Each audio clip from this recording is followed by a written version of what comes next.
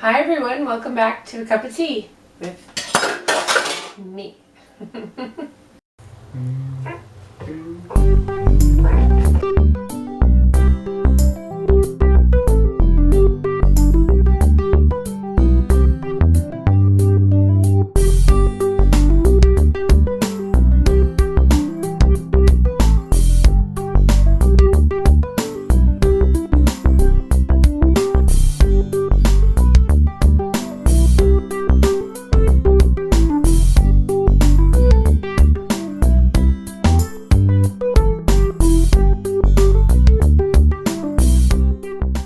We're having a good time. My brother is in town, and they all went somewhere right now, and they took my little boy with them, so the cousins are all having fun, and they'll be back in a little while, and I've got some food in the crock pot, and we're having a good time together. And so I'm thankful for a little minute here so I can record, and we don't get to miss out on our time together. So we were still in 1 Peter 3, and I do believe we probably want to move on from here, but we've really been just thinking a lot about these two verses in 1 Peter 3, 8 and 9, and so we're going to go over that again. It says, to sum up, all of you be harmonious, sympathetic, brotherly, kind-hearted, and humble in spirit, not returning evil for evil or insult for insult, but giving a blessing instead. For you were called for the very purpose that you might inherit a blessing. So, sympathetic. What is sympathetic? I went to blueletterbible.org. That's a fun place to go and check out root words and things like that and get a better idea. You might read your translation, but what does it say if you dig a little deeper into root words?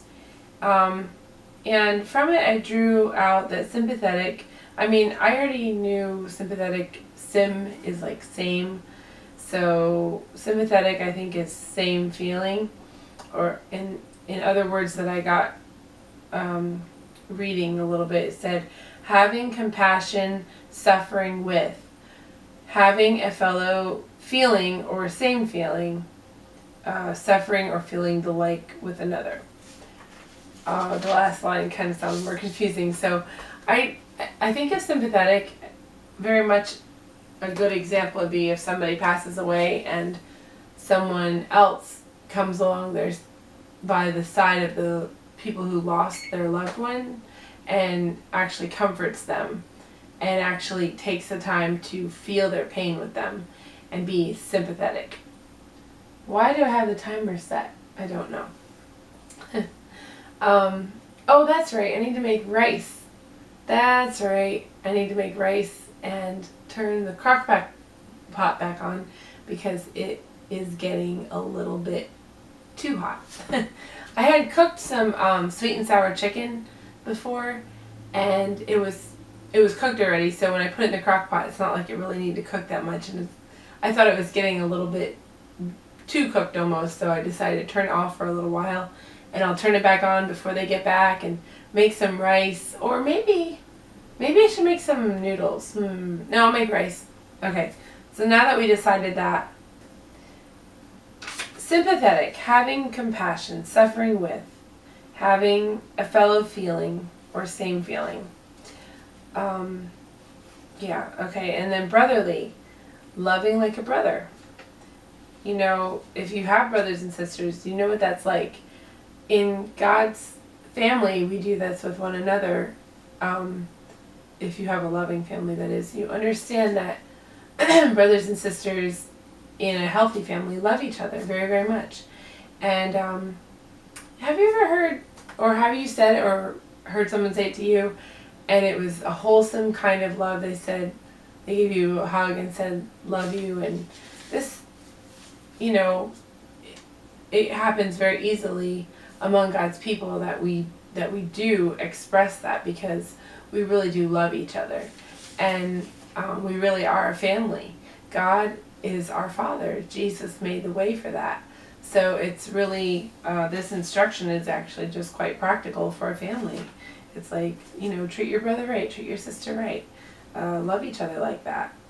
So, kind-hearted, tender-hearted toward each other, kind, compassionate.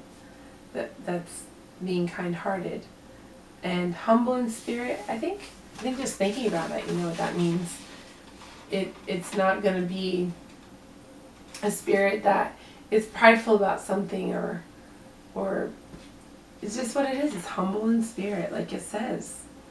And think about that and ask the Lord help us to be these things. So it's really good reminder, a nice little list of things to remember. To sum up, all of you be harmonious, sympathetic, brotherly, kind-hearted, and humble in spirit, not returning evil for evil or insult for insult, but giving a blessing instead. For you were called for the very purpose that you might inherit a blessing. Wow, that's neat. It's not about what can I get, it's about what can I give. It's about how can I love and how can I forgive. And doesn't that make your heart feel lighter? Neat.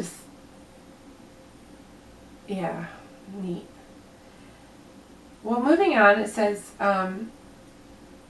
for the one who desires life, to love and to see good days, must keep his tongue from evil, and his lips from speaking deceit. He must turn away from evil and do good. He must seek peace and pursue it. For the eyes of the Lord are toward the righteous, and his ears attend to their prayer. But the face of the Lord is against those who do evil.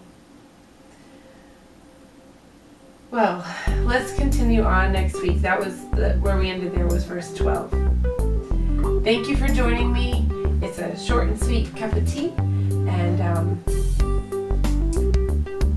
we'll see you next week. Bye!